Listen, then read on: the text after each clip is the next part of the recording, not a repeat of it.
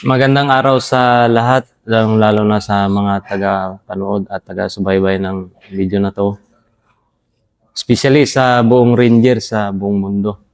Magandang araw sa inyong lahat. Ako nga pala si Sergeant TGC Mangalay, 72476 Infantry Philippine Army. Nakasign dito sa 37 IB, 6 ID Philippine Army. Scout Platoon, Platoon Sergeant.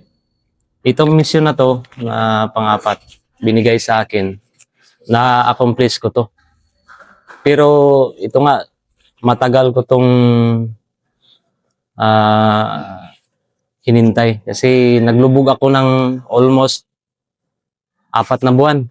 Sa isang area, 2 buwan yun, sir.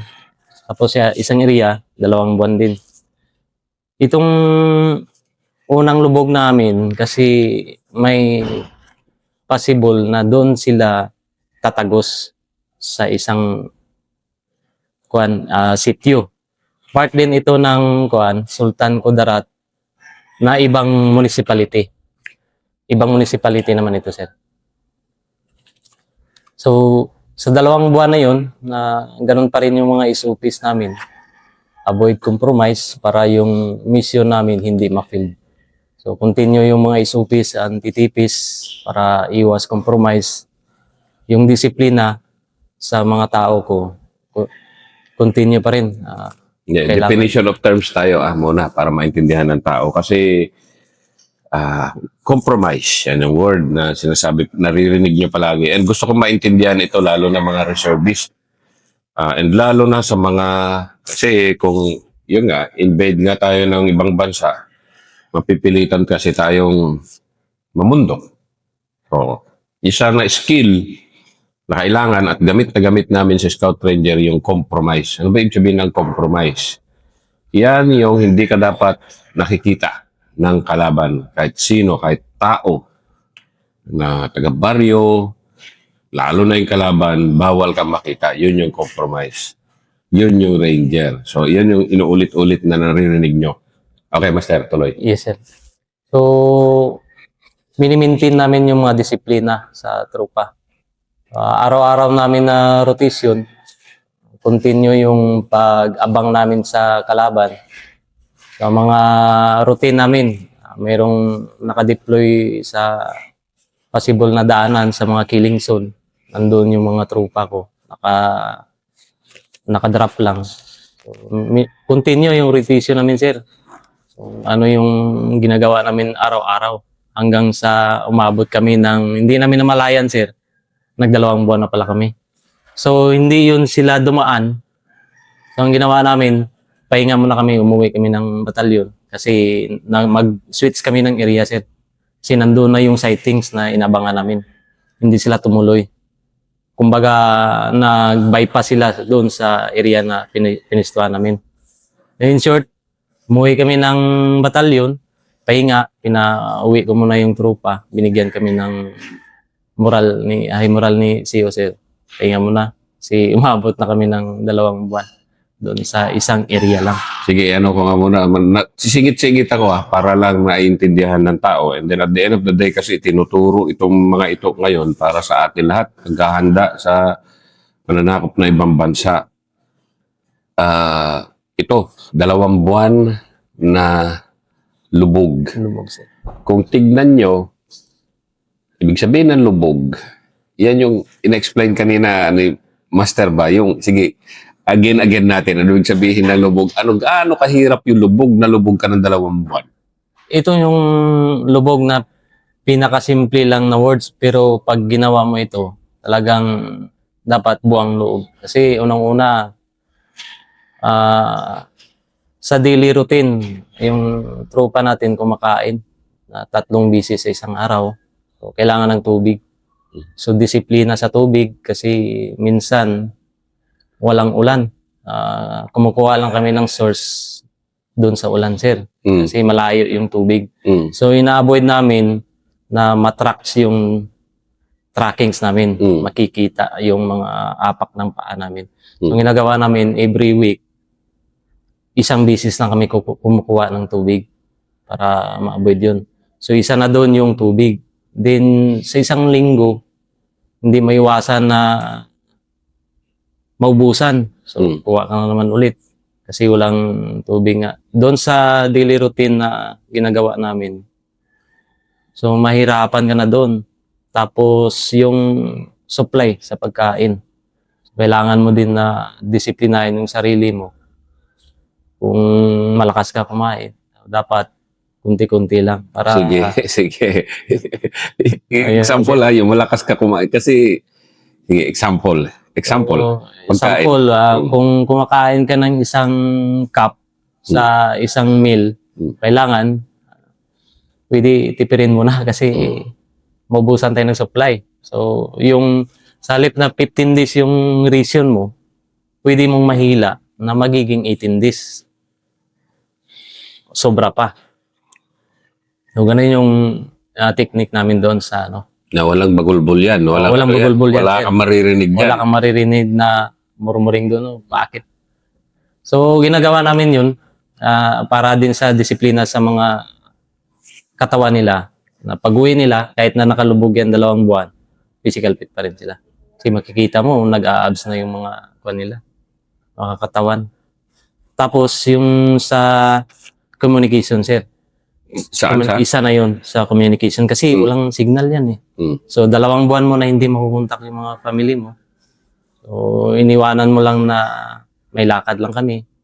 So, huwag kayong mag-alala kasi matatapos din itong 2 buwan na to. So, 2 buwan or either may sobra pa.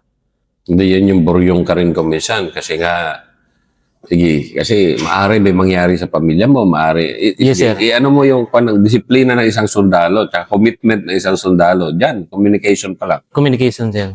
Diyan mo masusukat kung gaano sila ka mahal yung trabaho nila, sir. Kasi sinasikripisyo yung pamilya para doon lang sa mission na ma-accomplish namin. So, isa din yun sa mahirap doon sa lubog na tinatawag. Yung pagligo mo, wala kang ligo dyan. Gusto mo sa isang araw, makaligo ka ng 3 bisis or 2 bisis. Diyan talagang linggo or 2 linggo walang kang ligo. Wala kang ayos na pag ano mo sa hygiene. So, yun lang, wipes lang. Alcohol na walang scent. Yun lang ang pwede mong gamitin. Kasi nga, iwas compromise. Doon sa mga kasamahan ko na nagsisigarilyo, hindi natin maiwasan. Walang ano yan, sir, may limit, may oras. Kailangan ganitong oras. Yun lang pwede. Din sa pagluto, maingat sa pagbukas ng kaldero. Kasi yun lang ang maaring may tunog sa gamit namin, yung kaldero, sir. Yung sa pagluto, kailangan yung lulutuin ng tail scout namin, walang amoy. Walang amoy na lumalabas. Kung mag-sacrifice man na magluto ng bulad, pritong tuyo, kailangan mapalabas mo yung usok na walang amoy, sir. Ganun ka tindi magtago ng mga ginagawa sa routine. So, yun yung mga routine namin. Kung ordinary lang na mga gawain ng isang tao, talagang masasabi niya sa sarili niya na manibago siya, hindi ko to kaya. Manibago talaga. Manibago talaga, sir. Pero ino-orient natin kasi ang sambayan ng Pilipino sa ganitong buhay kasi nga kung sakali nga may ganitong mangyari na invasion ng kalaban, ganito ang gagawin. Ganito talaga, sir. Ganito. Wala nang pagkakaiba. Wala na, sir. Ganito na talaga, sir. So, yun yung mga train ko sa kanila na darating yung araw, sabi ko, ganito talaga yung gagawin natin. Darating yung kahit sa mga disiplina sa encounter, sinasabi ko na yan sa kanila. Wala pa yung encounter, sinasabi ko na ganito yung gawin natin. In preparation, kung halimbawa, tuloy-tuloy na, sabi ko sa kanila. So, doon sa paglulubog namin, yun, natapos namin yung 2 buwan sa rotation na ginagawa namin daily. Nalampasan namin yun. Hindi namin napansin na, 2 months in 5 days na pala kami dito. Mm. So may tawag sa amin na baba muna, na Rico muna ako na refresh lang muna sir saglit bago tayo mag-switch ng ibang area. So in short, nakababa kami, nakapag-uwi ang tropa ko, naka-refresh na, nakapahinga ng ilang days bago ulit nag-reposition ng area. Pagbalik namin sa batalyon, nag-briefing ako ulit para sa mga panibagong reposition. So, bumalik kami ulit, nag-prepo kami, bypass namin yung isang sitio, avoid compromise na naman para sa mission na hindi ma-field. Dandahan lang, araw-gabi yung lakad namin sir. Araw-gabi yun. Kasi nakapasok na kami sa sitio, pwede na kami mag-overtime. Araw-gabi na yun. Rain or shine, ang lakaran namin. Yun yung mas maganda, may ulan. Kasi iris na yung tracks, walang ingay. Sige, again. Yun na yung- I-again mo nga yan. Kasi nga, yung nga, tactics to, hindi lang naman ng Rangers, hindi lang ng normal na sundalo, tactics din to ng kalaban. And sana matutunan nito natin mga kababayan. Kasi nga, yung nga, mahirap mag-guerrilla sa ating bayan. Pero yung nga, sige, bakit yung umuulan ay magandang maglakad?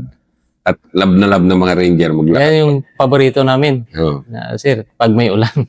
Kasi nga, unang-una, iris the tracks talaga yun. Mm. Yung tail scout, hindi na mahirapan sa pag-iris ng trackings. Pangalawa, yung kondisyon ng katawan mo, sir, magbubos. Pangalawa yun. Totoo. Maganda. Totoo lang, sarap maglakad ng bago Oh, umulan. yes, sir, pag umulan. Din yung amoy, sir. Amoy natin, pag amoy pawis, pag mayroon tayong madaanan na aso, wala talagang maamoy yung aso na yan. Mm. Kasi nga, sa ulan pa lang, bagsak na kagad yung ano, hindi na yan makapenetrate yung amoy. Mm. Tapos yung ingay. Ganda kasi maganda yung tulog ng mga tao sa Laban. paligid. Ah. Kalaban. Yun. Isa na rin yun. Walang ingay na marinig. Hmm. Pag continue yung ulan, overtime kami niyan, sir. Lakad. Tuloy-tuloy. Pahinga lang kunti. Lakad. Hanggang sa maabot namin yung another position. Sa isang position na yan, dyan yung mga pasabul na dinadaanan ng supply. Supply, tapos yung kalaban din. Mm. So, doon kami nagpipisto. Inabangan namin yung kalaban doon. Mm. Tapos, yung takbo ng supply nila. Binabasa namin kung ilang kilo ang pumapasok, ilang sako na bigas, supply ng mga pagkain, ulam. Binabasa namin yun araw-araw, sir. Sige. Nakalista yan. So, Sige. ganitong araw, nakapasok yung supply nila 3 sako na bigas, 5 sako na bigas. Pero isang araw lang yun. Sabi ko, kinukompute ko na yung pumapasok. Kung ilang sako, doon namin mababasa kung ilang tao yun. So, sabi ko, pag 5 sako yan, sa isang linggo, makadalawa sila, ibig sabihin, 3 days to 4 days lang yung 5 sako sa kanila. Malaki ito. Malaking grupo yan. Malaking grupo. Inayaan lang namin yun, sir. Continue lang yung OP namin doon. Yung observed position namin, nandun lang talaga. Continue lang yung daily routine namin din na ginagawa. Kung ano yung ginagawa namin sa dati, ganun din yung ginagawa namin sa bago. Hindi na yun bago sa amin. Ang kagandahan lang kasi doon sa position namin, may data at saka signal. Kaya yung moral ng tropa ko, mabubos kasi makukontak nila yung pamilya nila kahit pa paano makatix lang. So, ang ginagawa namin, rotate lang. Mayroong nag-communicate sa pamilya, mayroong nagsisecurity, mayroong nag-OOP. So, hinati ko yung tao. Kasi yung dala ko doon that time, 2 team na, sir. Mm. Kasi malaki nga yung target na binigay sa akin, sir. Mm. Hindi bababa sa 18. Yun yung pan. Kasi nag-connect na yung ibang province, nakakonect yung ibang province dito sa area ng Sultan Kudarat. So, dinala ko yung 2 team. Ganun pa rin. Continuous yung routine namin sa Sa 2 buwan, nalampasan din namin yun. Hindi namin namalayan, sir. Naka2 buwan na pala tayo dito. So, hindi namin na hit yung target doon kasi hindi dumaan. Sabi ko, naka-standby sila. Walang communication galing sa baba na nandun kami. Hindi kami compromise. Hindi kami burnout. Hindi kami sunog doon sa area na pinagtaguan ko. So, ibig sabihin, sabi ko, hindi ko magalaw yung kalaban. So, nagplano kami. Nirecom ko doon sa intel ng Platon. Sabi ko, Chief, ito yung gawin natin, Chief. Baba muna kami. Pahinga kunti, reprise. Balikan natin yung niluto nyo. Tamang-tama, sir. Nagbaba kami, pahinga, ganun din. Uwi mo na yung tropa ko. Ay, moral mo na. Sabi ko. Para pagbalik natin, maganda yung laban natin. So, ganun. Nakababa kami dito sa batalyon. Pinauwi ko muna yung tropa. Uwi mo na. Reprise. Then, plano. So, sa madaling salita, naluto na yung target natin, sir. Doon. Yung target namin, hindi talaga gumagalaw doon sa 4 na box na yun. Doon lang yung kalaban. So, mayroong tropa na naka-blocking sa ibang area. Dito na porsyon sa binigay na box sa amin, hindi ito ginalaw, sir. Para talaga to sa amin. Na dapat kami yung papasok doon. So, madaling salita, sir, nag-entry kami ulit. Strike yun. Pero ang dinala ko na rasyon, 2 rasyon yun, sir. Dalawang ano? 2 rasyon yung dinala ko, sir. 7 days. 7 days. Ginawa namin 15 days. Salip na yung ration Bigat ko. doon na. Sige, inaano natin. Kumbaga, ito, pang-counter invasion kasi ng mga banat ito eh. Pero yung 15 days, mabigat-bigat na yun. Mabigat na yun, sir. Mabigat na yun. Pero sa pwersa kasi ng tropa ko, sir, malakas na, sir, eh. Kasi babad na babad sa area. Strike yun, sir. 3 days. In-strikean ko. So, ganun pa rin. LD pa rin kami doon sa dinadaanan namin kung saan naglubog kami nung una na 2 buwan. Tapos yung 2 buwan in another portion na area. Doon pa rin kami dumaan kasi alam namin yung area na yun na hindi talaga kami makompromise doon kasi amin yun, eh. Na-erase na namin yung trackings namin doon. Yung trackings namin doon sa isang portion, binalikan namin dinanan. Walang makikitang mga rabies doon, sir. Mga, kung ano-anong mga silupin o mga dilata, mga anong uri ng gamit na niluluto namin. Nakabaon yun lahat. Walang trackings yun. Kahit sinong tao doon magdaan sa pinistuhan namin. Walang trackings sila. Dali muna. Nagde-definition of terms ako kasi para ito kasi lessons na kailangan ituro sa mga kababayan. Definition of terms, trackings. In trackings, ang ibig namin sabihin nito, yung mga basura namin, yung naiiwan, yung mga upos na sigarilyo, plastic ng cup noodles. O sige, bakit napaka-importante yung... Napaka-importante kasi yun, sir. Kasi doon kasi malalaman ng kalaban kung ilang dish pinistuhan yun. Kasi doon sa kahit isang butil lang na kanin, pag nakita yun, alam na alam yun, sir, kung ilang dish na ito. Ilang weeks. Sa mga canned goods, malalaman din yun, sir, kung ilang days, ilang weeks. Tapos dun sa mga simpleng papel lang yun, sir, makikita din yun kung ilang days at saka ilang weeks. Kaya yung technique namin, nakabaon talaga yan. Walang trackings na dapat makikita kahit sino. So, maingat kami doon, binabalik namin kung ano yung originality ng lupa na yun sa katabi niya. Yun din yung dapat makikita doon sa pinagpistuhan. So, binabalik namin yung original na niya, sir, pisto. Kung ano yung pagpasok namin, kailangan pag-exit namin, ganun din yung makikita. Walang pinagbago. So, ganun. Tuloy kami doon sa target na binigay sa amin, sir. 4 na box yun, sir. Ako nang bahala doon sa area. Sabi ko. So, pinilit ko yun na mapasok sa isang araw. Sa madaling salita, sir, napasok ko yun sa isang araw. Ganon din yung with it. So, naingat ako doon sa pagpasok kasi sayang yung target na yun, na hindi kumalaw. Kasi nabulabog sila doon sa mga nakikita ng masa doon. Kaya inavoid nila na doon sila mapalo. Dito sila na side. Pinili ko yung area na mahirap sa amin. Sabi ko, kung mahirap yan sa atin, mas lalo na sila. Mahirap yan. Mahirapan sila. Pag ito yung galawin nila na area. Ang pinili ko, yung may signal, tapos yung cruising, kung saan doon sila pwedeng dadaan. No choice sila sir, doon talaga sila dadaan sa portion na yun. Pero ang makikita nila, walang normal lang na mga punong kahoy yun. Masukal. Yun lang ang makikita nila. So, pinili ko yung malakas yung signal. Medyo kalapitan lang sa tubig, sa water point. So, yun yung pinili ko na area. Nag-recom ako na upuan ko itong area na to, sir.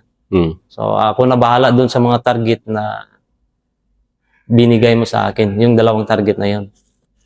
So, sa 2 araw namin na standby doon, sir, ito yung pinakamaganda sabi ko. Kasi kalaban na yung lumalapit sa atin. Hindi na tayo nahirapan. Bakit alam mo talagang ano? Yes, sir. Doon talaga sila. Tapos, ang lakas ng instinct ko na sabi ko, hindi to aabutan ng 3 days. Bangga talaga tayo nito, sabi ko. Makukuha talaga natin tong target na to. Leader na to, sabi ko. So, madaling salita, sir, hindi nila na-compromise yung position ko. Hindi rin sila nakakita ng tracking sa pinasukan ko. Binutas nila yung position ko. Binutas meaning lumapit. Lumapit, sir. Siya talaga lumapit, yung leader, tapos yung 2 batos niya. So, ganun katindi yung disiplina ng tropa ko, sir. Kahit na 2 team dinala ko, wala talagang kamalay-malay yung leader. Na kumbaga, Nandun kami, nakaabang lang, naka-prepo yung tropa ko. Sa katagalan na ganun-ganun siya doon sa area ko, siguro maglapit siya para ipasok din niya siguro yung tropa niya. Kasi maganda nga sir malakas yung signal. Hindi kalayuan sa water point. Siya yung nag-recon ng area. Nirecon niya, kasama yung 2 tao niya. Ayun, nabulaga niya talaga yung position ko. Sa madaling salita, sir, naiwan talaga yung katawan niya. And then, yung tropa niya, sir, hindi yun bababa sa 18. So, yun nga, sir, kaya dinala ko yung 2 team. Ang ginawa ko, sir, magbaga na. Kasi nga, may suppressive fire doon galing sa likod niya, sir. Doon yung lakas ng persa niya. Kasi nabigla yung yung grupo niya. Siyempre, leader nila yun. Din sila. Isupin din nila yun na talagang babanat din sila. Umanat pa, sir. Mga ilang minuto lang. Yung ginawa ko, kasi alam ko, exit talaga yun Yun lang ang gagawin nila. Wala na yung iba. Pag mapalaban yun sila, pabakbak, exit talaga yun sila. Yung ginawa ko, pinamaneuver ko yung isang team ko. Labas ka agad yan. Ako na bahala dito mag-hold the line, sabi ko. Ako na bahala mag-hold the line dito. 5 lang kami ang nag-hold the line doon. Pinadala ko yung 60 ko, pinadala ko para yung lang. 3. Para ma-maneuver ko, sir, kulungin ko yun sila doon sa encounter site ko. Kung hindi ko makulong yun, doon sa pinag-exitan nila, doon sa inatrasan nila, doon ko titirahin sa puwet nila, sir. Kaya pinatakbo ko yun doon, minaneuver ng tropa ko yun, sir. 14 kami, 2 team yung dala ko, sir. Maneuver sila doon sa pinakamalayo. Nasa 600 meters yun, sir. Tinakbo ng tropa ko. Malayo yun kasi... Ayaw nun. Pag sa actual ground, yung 600 meters air distance sa mapa natin, malayo yun, sir. Takbo yung tropa ko doon kasi masaya kami, sir, pag ganun na. Hmm. Nakita na ng tropa, bulaga na eh. Hindi, maneuver na kagad. Kasi mayroon nang naiwan eh. Hmm. Talagang sabi namin, Score na agad. Score na kagad yun. Hmm. Bulaga na yun eh. Takbo na yung tropa ko, maneuver na kagad. Yun na, ginasigawan ko, sige, kunin na yan. Wala na yan. Split of seconds lang yan. Sige, tirahin na. Tulak. Pero hindi nila alam, sir, na naglabas na ako ng tropa ko. Sa madaling salita, sir, pag atras ng kalaban, doon na bangga nila yung isang team ko. Kala nila may reinforce. Yun pala, yung maneuver, yung maneuver na tao ko lang yun, sir. Yung Okay, maneuver lang. So yun, takbuhan, iwan yung mga gamit nila, sigaw sila. Diniki, yung manubok pa, dito tayo sa Tagalog pa, dito tayo magdaan. Hindi makaya. Ganon. Sigawan yung sir. Sabi nila, di makaya. Kaya, sir. So, yun. Magandang, yun sa amin. Kasi sila talagang lumapit sa butas ko, sa position ko. Pero yun instinct kasi yan eh. Yun nga, sir eh. Paano mo dinedevelop ang instinct mo? Sa... Battle instinct ang tawag kasi dyan eh. Yeah, sir, sa mga experience kasi, sir, na marami ng encounter. Same lang yung feelings mo na charisma mo, sir, na talagang mapalaban tayo nito. Positive to. Hindi to drawing na intel information. Sabi ko, ingat lang, sabi ko sa mga kasamahan ko. Kasi itong instinct ko hindi pa to nagsisiro, sabi ko. Ilang points na to, sabi ko sa kanila, sir.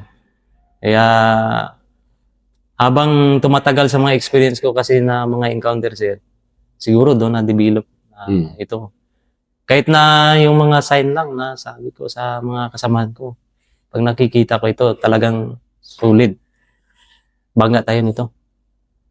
Ingat. Pag sabi kong ingat, split of minutes lang. Yun na. Bangga talaga. Tawanan na lang, sir. Pag ganun. Yun yung mga hinihintay ng Ranger eh. Pag mauna tayo, tawanan ka agad ng mga kalaban. Legend in the making. Ito si Sergeant TJ Macalay, 37 IB. Ito yung 4th episode niya.